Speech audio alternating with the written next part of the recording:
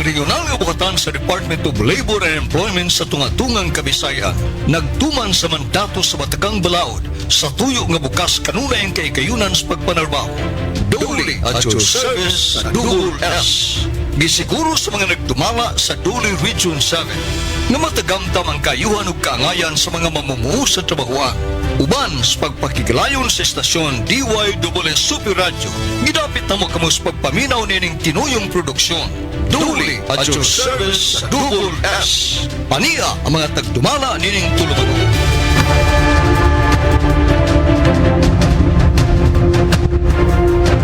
Ikalamang hapon na tanan, welcome sa tulumanon takaron sa DYSS ug sa Department of Labor and Employment. Totally at your service sa Double S mga kaigsuunan. Sangan sa tong regional nga direktor, regional nga buhatan din sa Dole 7, Attorney Roy Lloren Buenafe. Uban pang mga kawani ug kanagkuan sa Dole Region 7 mga higala o patigalayo ring istasyon DYSS Super Radio. Among ipalangyab kaninyo ang mga kasayuran informasyon, mapuslanong mga kasayuran ikan sa Department of Labor and Employment Region 7, mga programa o mga gibuhat sa gobyerno pinaagi sa Dole dinhilang sa DYSS Super Radio. Way gidapigan, way gipanalipdan kanatog karon serbisyong totoo.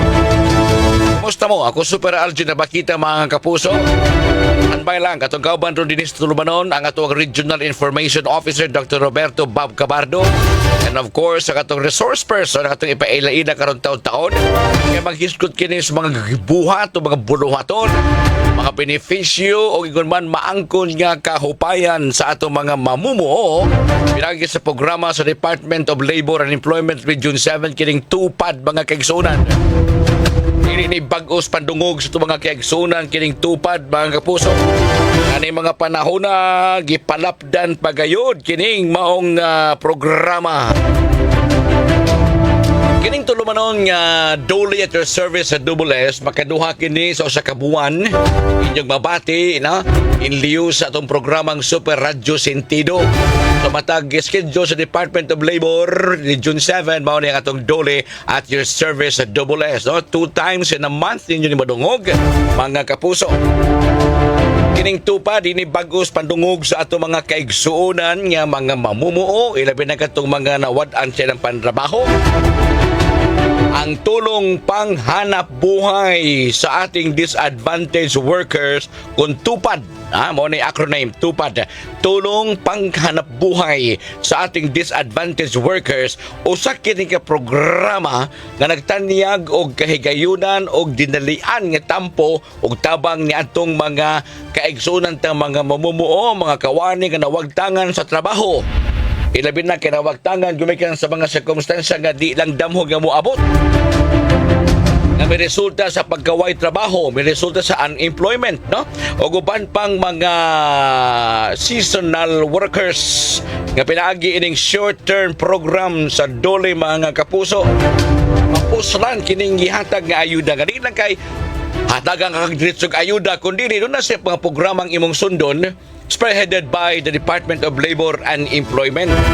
Mga community-based projects. So, nakatamakita na sa kadalanan mga kapuso, mga kabaranggayan, nga doon na yung mga gipangkuha ng mga kawani. Iparehistro ining tupad sa Department of Labor. In fact, yun sa DYSS Super Radio, sa GMA, mga kaigsunan, niya itong mga panahon nga naigo sa grabing kalamidad ang diri sa may norte nga bahin. Ang GMA Kapuso Foundation naghatod kadto og mga mapuslano, mga ayuda, mga pinutos ka mga ayuda niya. Ang pagripakan na kay makita na manpower. Salamat kayo ni Attorney Roy Lloren Buenafe nga nakasaksi yun nga doon yung mga namutos kay volunteerism naman ganito. Kaya bang tampo na po ito sa ilang panahon. May hinungdan nga nga nitanyag si Attorney Roy Lloren Buenafe nga ato na silang iparehistros tupad. Ang kanang mga namutos diha sa inyong paglipak sa mga galamiton para ipang ayuda nga sa mga apektado mga residente sa linog. matabangan kato sila. Ato naparehistro na mo pinagi sa abag usab ni Attorney Roy Lloren Buenafe, ni Sir Bob Cabardo, ni Sir Liman Bareng mo to nga narehistro sa stupad oy. Apo kaadlaw to lang karepak din mga kapuso nga adto na sila incentive nga dawat gikan sa to mga kaigsuonan dinhi mismo sa Sugbo. Sa to mga kaigsuonan. So mao na siya ang programang tulong panghanap buhay sa ating disadvantaged workers kung tupad. Programa kinig ni mga higayuna sa ato karon diskusyon mga kapuso. We are so grateful and we're so honored our resource person nga niya karon dinhi mga kaigsuonan nga maoy mo pasabot kanato sa lain na sang programa sa tupad, no? Sa lain na sang programa sa tupad iyag gihapon kini sa Department of Labor and Employment mga kapuso. O kay karong hapuna espesyal ni sa tanang mga adlaw sa to programa sa Super Radio Sentido niya ni ang Dole at your service sa Double S. Of course, ang atong kapartner usab niini mga kapuso sa ato karong pagpadayag dinhi sa tutulumanon ang Regional Information Officer sa Department of Labor dinhi sa Central Visayas, Dr. Roberto Bob Cabardo. Doc, manghapon ni mo diha. Manghapon sa nimo Sir Algin sa ato mga suking tipaminaw, mga kapuso, andito na naman kami ni ano sa mi sa Dole Region 7. Dole at your service, welcome no. Nga gimingaw ikukuan ni Dr. Bob, Sir Bob ni atong tulumanon. Hasta usab ang ato mga tipaminawan gimingaw usab nini or mahibaw usab mga gibuhat sa gobyerno pinaagi sa Dole, di ba? Mao gyud na Sir Algin. Kumusta man si Attorney Buenafe? Karon si Attorney Roy, ang atong regional director kay busy kaayo nagbiyahe and then eventually mag-leave to siya. And we're hoping si RD maka-enjoy in town og bakasyon gamay kay so far isip director sa duha ka rehiyon sa Central Visayas ug sa Negros Island region, Super Algin, medyo grabe gyud, halos walay pa huway. Noy, no? Adi lang gyud sa mapawag sakto pa huway nya pay tabi sa gyud attorney, no? Attorney Lloren Buenafe, Attorney Roy kay importante itong panglawas sa pagpaderbisyo pagpangalagad kay dili umahimog kang regional director in Central Visayas and some other region kay gyud di mahimo maglingkod lang kay mamandor ato. Ikaw hands-on gyud si Attorney Roy Lloren Buenafe, di ba, Sir Bob? Sakto gid ka Super Algin, and just this afternoon na ay nakita na mo sa record, no? Okay. Ni RD nga dako kay siya og punto, dako kay great ang region through his leadership. Wow. Sa accomplishment for the past year. So congratulations to you RD Roy and sa tanang mga kaubanan, of course si Hepe, si Sir Fernan atong guest karon, parts of siya sa achievements sa Region 7. Yes. So thanks to them. Basta ikaw, Africa din ang Kitang tanan, Sir Elgin. Kitang tanan mga mamumuo. Pero may nakita na nag-lead na itong kasama ni Attorney Roy Buenafe. Kaaptik ko kanina. Congrats, RD. Congratulations, Dole 7 and to Attorney Roy Lloren Buenafe. Naminaw ka mo nining tulumanon. Dole at your service sa Double S. Masayran mo ang imong batakang katungod isip mamumuo. Pinaginin tulumanon. Dole at your service sa Double S. Okay, Sir Bob, ato nang ipaila-ila nga itong resource person karon ini tulumanon sa Dole at your service sa Double S. Go ahead, sir. May hapon sa tanan ang atong bisita karong hapon ng Super Algin og mga kapuso, ang atong hepe no less sa atong Technical Services and Support Division for Welfare and Employment sa Department of Labor and Employment din sa Central Visayas, si Sir Fernando Lopez. Medyo may pagkatagalog niya siya, sir, pero kay balog yapon siya Bisaya. Yeah, okay. Makaintindihan niya ng Bisaya, pero hindi siya express. Sir Fernando Lopez, welcome to the YWS, sir. Good afternoon, Sir Algin. Sige. Paki-check lang sa microphone dyan layo si Sir Fernand ako, Sir Charlie. Moro iduod pa rin nga ito pareha ni Sir Bob kaduol. Okay, klaro kaayo. Okay. Excuse me po, Sir Fernand. Dito ho ba kayo na-assign sa Central Visayas? Or you came from other region or from Manila? Yes, sir. Actually, assign ako diri sa Central Visayas, sa Region 7. How long ka na nandito sa Central Visayas? Since 2004. 2004? Napatagtagal na. Yes, Meaning yung pamilya mo, anito rin sa Cebu? yes, sir. Actually, I'm married to a Cebuana. Wow! Pero the first time you came here, single ka pa noon? Dili sir. Of course. Tingkol ka pa noon, 2004. Tagal rin ha? Okay. So, Sir Fernan, we are so honored that you are here to discuss about this topic on tupad tuloy pasada sa transport sector ng tupad on tourism sector po. So, ano bang nagawa ng TSSD sa Department of Labor sa nakaraang unang 3 buwan ng 2026 po? Actually, Sir Algin, ang DOLE Technical Support Service Division, yung Welfare Employment Division, is a division na nag-guide dun sa amuhang mga field office to ensure yung smooth implementations ng amuhang mga programa sa ground. Doon sa pangutana mo kung unsa na nabuhat ng department for the last 3 months, actually for the ever since naman, Sir Algin, the department is padayon ng pag-implement ng amuhang mga programa, especially yung DILIP program namo, katong DOLE Integrated Livelihood and Emergency Employment Program, and of course yung amuhang Employment Facilitation Program and Employment Bridging Program. For the last 3 months, since January, daghan na kami, ubay-ubay na ang among natagaan ng mga livelihood diri sa Central Visayas through our flagship program. Branded kasi yung mga programa namin na Sir Algin, headed by Attorney Roy Buenape, yung among regional director, yung Itak at Lambat. Itak at Lambat. Yan Mura yung na siyang sundang pukot. Di ba, Sir Bob, no? What is that? What is that? Yung Itak at Lambat, it's a brainchild of our regional director. Na yung atong mga mamumuo, katong mag-uuma. Mag-uuma. O katong mga mananagat. Mananagat, okay. Ang nakapokus kami, natagaan sila ng mga basic tools na ilang kinahanglan dun sa ilang Panguma, panagat. paguma, panglagat. At the same time, gitagaan din namo sila ng mga livelihood projects. Yung mga sustainable livelihoods projects. Actually, the other month, this month actually, we released mga pump boat dun sa atong mga mananagat. Okay. And of course, nagre-release din tayo ng mga livelihood projects na yung mga nego cart, individual projects sa atong mga igsong Cebuano. But prior to the distribution of this mga equipment, mga tools para sa mga panagat o panguma, doon nagyapon na sila yung mga livelihood training skills. Yes sir, actually yung uban doon na nakaagi na ng training, yung uban naman doon na yung mga experience sa ilahang mga napilian ng mga livelihood project. So doon na sila, meron ko ba sila ang tinatawag na business plan prior of giving them the tools and the money itself, Sir Fernan?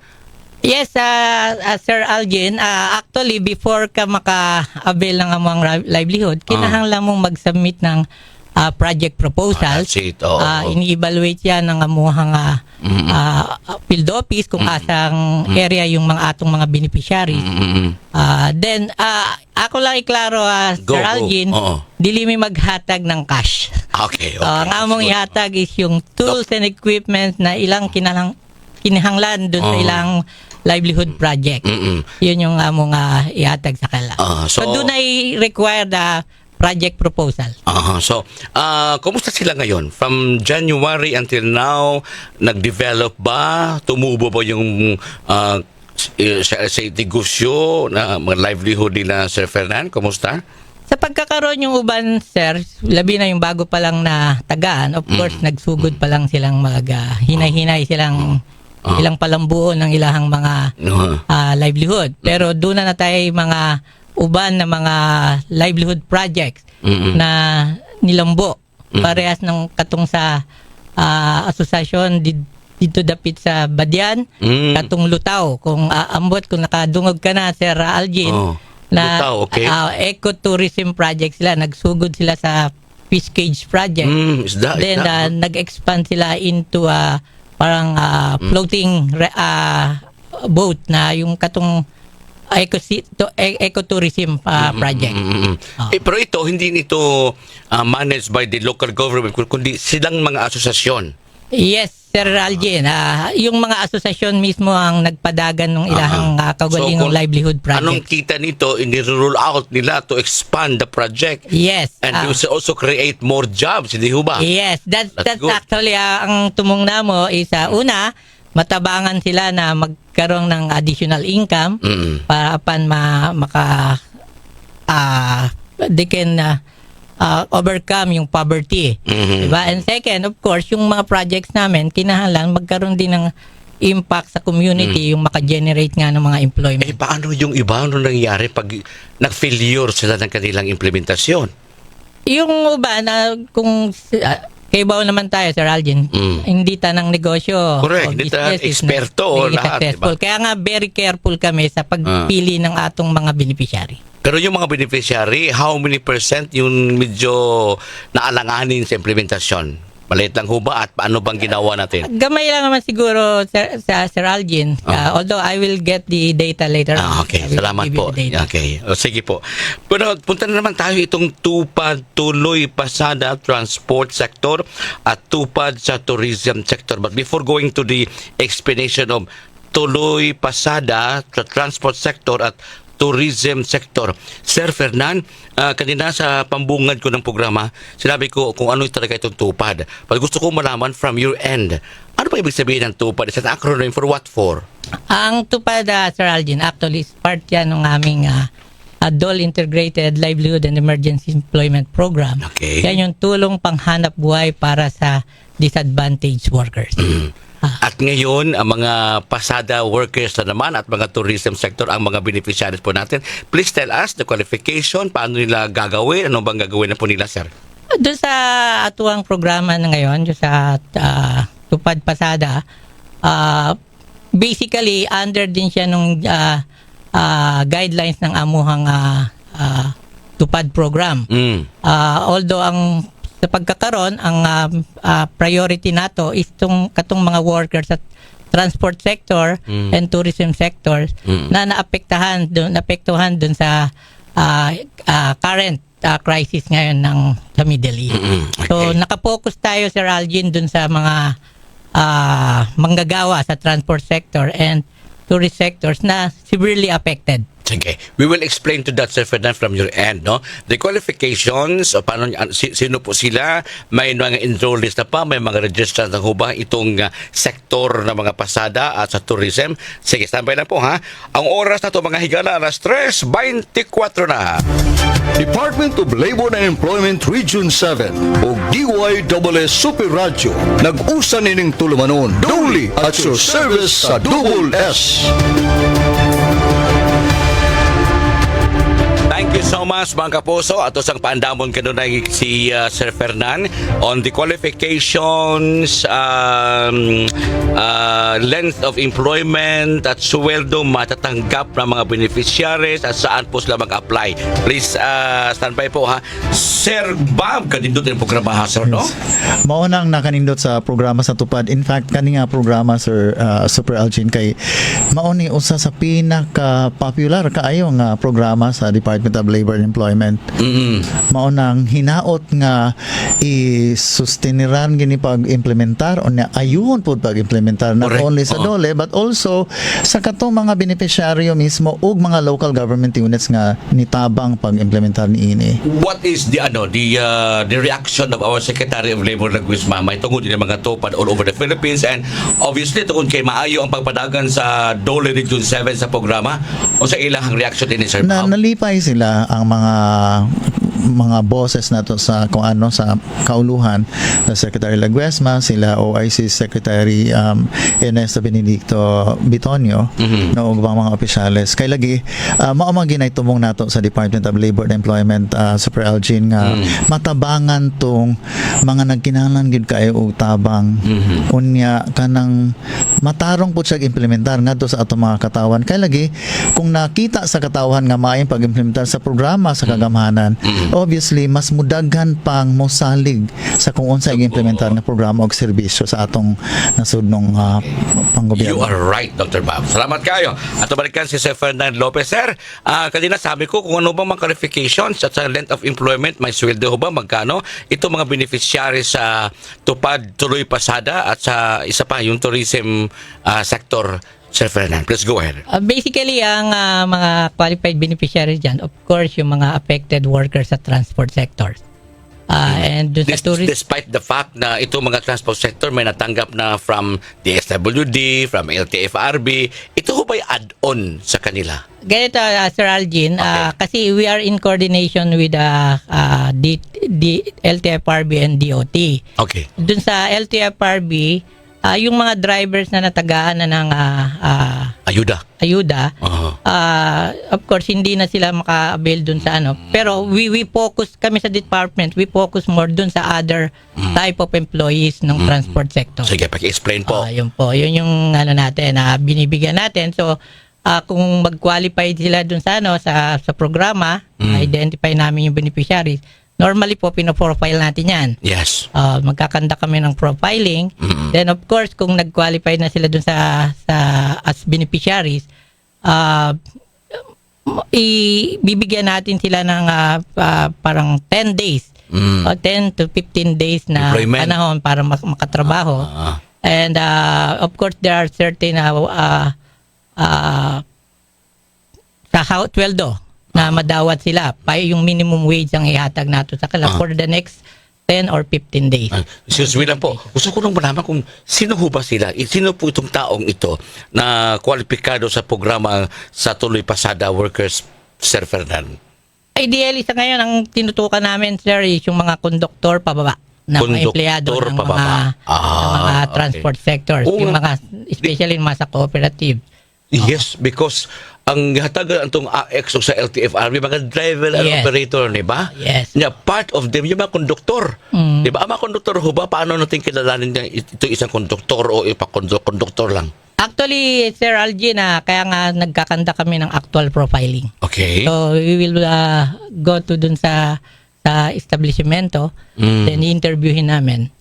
So, para may bawa namin kung unsay posisyon nila dun sa company. Teka muna, kwalipikado ho ba yung mga dispatcher? Yung taga-sigaw? Basta part sila nung na-identified na cooperative na o ng transport group o yung operators na na-identify namin na may mga empleyado. Ang tulong na itong tupad from Department of Labor, ito ho yung mag-run down doon sa kooperatiba? Actually, yung mga not necessarily cooperative, but we concentrate muna dun sa mga cooperative. Sige. Sige, tuloy po kayo. Kaya po. Yun po yun. Ganon din sa mga tourism, yung mga affected workers ng tourism industry. So, in coordination with the DOT, so kung ma-profile din namin sila, so they will undergo nung tupad program namin for 10 or 15 days. Depende po kasi dun sa magiging work program. Sige, dito tayo sa length of employment. Ilang oras ba sila magtatrabaho sa isang buong 15 days o ba yan? Ideally, ang inaano natin dyan 6 to 8 hours. Depende sa work program nila. Okay. So, yun ang inaano natin. Kasi yung tupad, sir, hindi siya yung parehas ng ibang ayuda na Tanggap lang. tanggap. Kasi yung sa amin, kasi sir, parang you need to render service pa rin. Of course. Yun yung isang inaano natin Because requirement. one time I witnessed the tupad dito sa GMA, Sir Bob, if you can remember Last year. Last year. Oo. Ano pong mekanismo nito? Bago sila mamasada, they have to sign a paper na parang time in. Nagka-time in ako ng 8 o'clock at uuwi ako, babalik. Gano'n ba? Paano Yes, pong requirements mekanismo? din kasi yung yung attendance. Aha. So merong mga magmo-monitor sa kanila para malaman kung talagang naka-render sila ng service. That's good. So part po ng requirements yung attendance nila, yung DTRs. So, kwalipikado din dito yung mga na-member ng mga kooperatiba, yung ibang nga dito nakatanggap ng ayuda ng AX ng DSWD at saka sa LTFRB, pero ang tumumong tuyo, ang target din sa DOLE, those people nga pa makadawat, Yes. no, from conductor pababa, no? Dispatcher, depende yon kung sila kasapi ho ba, kasama ho ba sa Ako, kooperatiba. empleyado po sila. O kung empleyado sila, di ba? Diyan sa labas ng taga-Sigaw, di ba? Pra putol, pra kapitol kuno ni inana. Okay. So anything else, Sir Fernan, ano ho ba? May mga enrollees na ho ba tayo? Nagpapatuloy na ba yung pag-conduct natin ng survey? Actually, Sir Algin, yung naka-implement na kami ng tupad pasada. Okay. Merong iba na humana, na iba na ongoing. Okay. Okay. Until when ho ba ito matatapos na programang ito? So far, wala pa namang binababa sa amin kung kailan na matapos. Pero as of now, we still continuing implementing the program. So pang example, first batch, 15 days ho ba? Am I right? 10 to 15 days. 10 to 15, Depende okay. po yan sa magiging work program. Okay. 10 to 15 days, yung sweldo nila is minimum wage sa region. Yes po, Okay. yes. 10 to 15 days. So after any, ibang grupo na naman. Yes, opo. Ibang grupo na naman. So ilang, kaya siguro yung target natin individuals na makabenepisyo itong Tupad Pasada program? Hindi ako makabigay ng figures ngayon sa pagkakaroon, Sir Algin, because we are still in continuous But we still have the budget. coordination at for saka this yung purpose. budget. Of Okay. course, we have limited resources then. So we need to find out kung sino yung talagang greatly affected by the crisis. Okay. Balikan natin yung yung tourism sector. So ano po mga mekanismo ito mga sektor na ito sa turismo? For example, siguro yung mga nagtatrabaho sa mga resort, that's part of. Yes, sir. Paki-define po sino pong Doon sa sector? tourism din, through under din ng regular tupad program namin, in coordination with the Department of Tourism, Okay.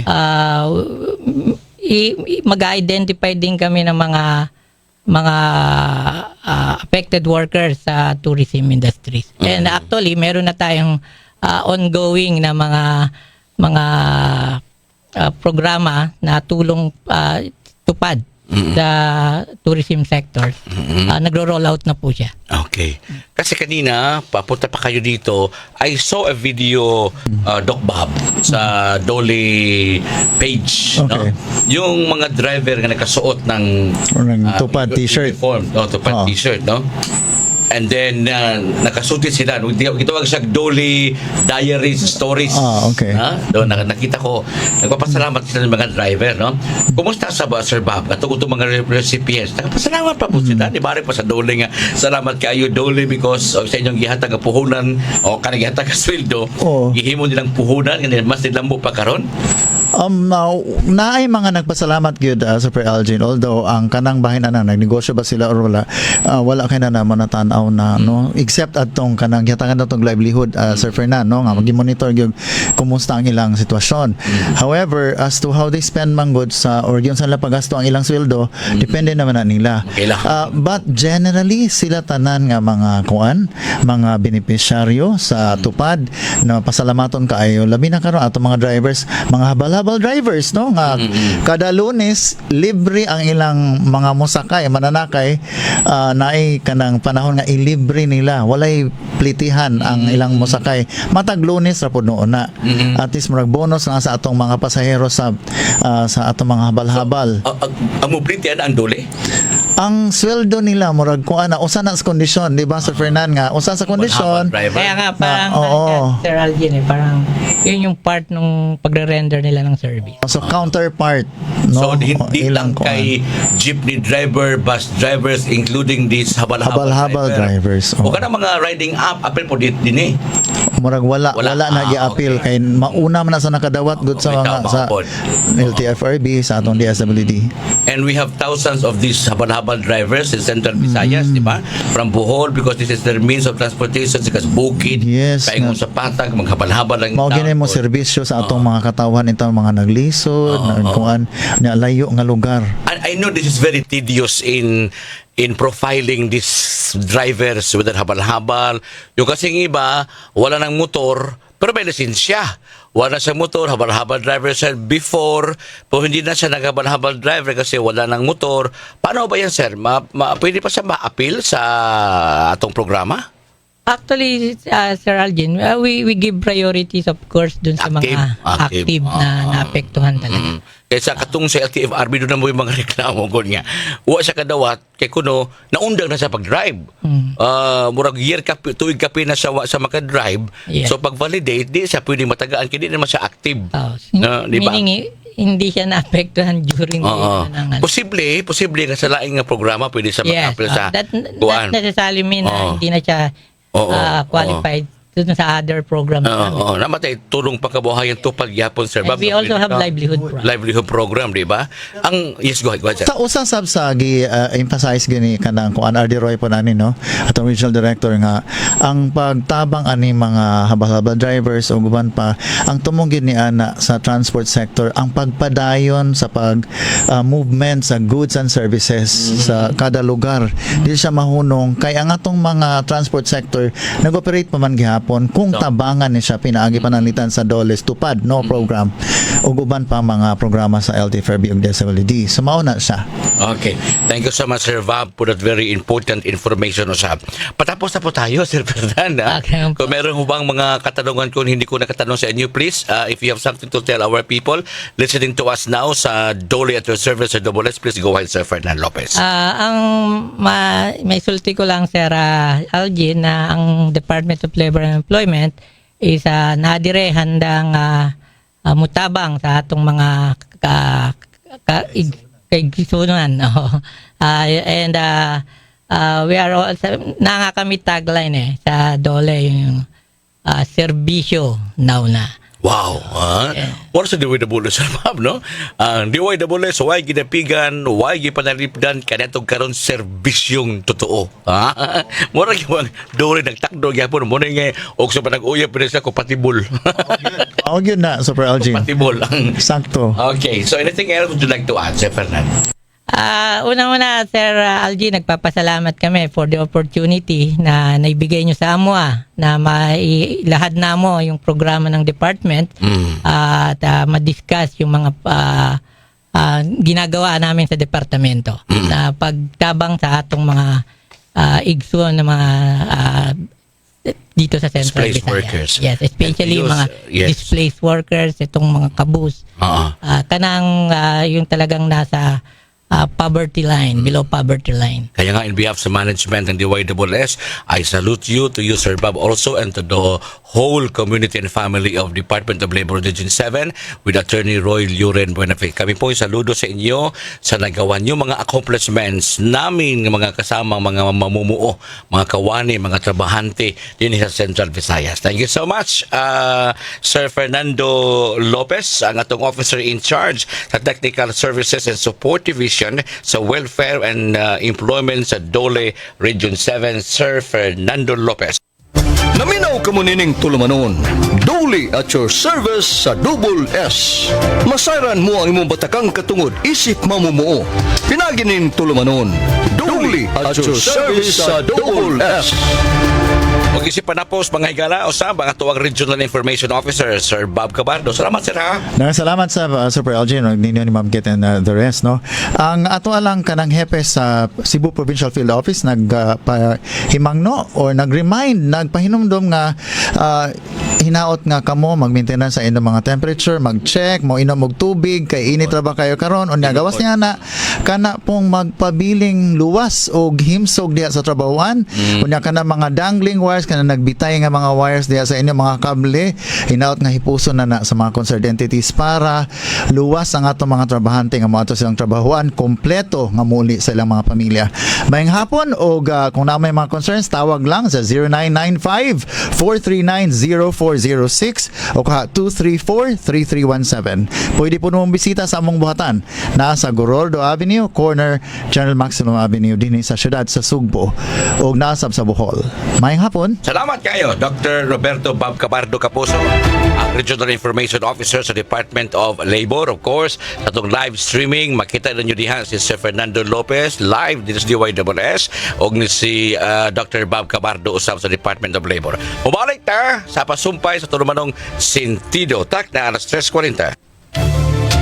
Hantod sa sunod higayon, salaing kay gayunan nga masayran mo ang imong batakang katungod isip mamumo. Inyong nadungog ang tulumanon. Duli at your service sa Double S.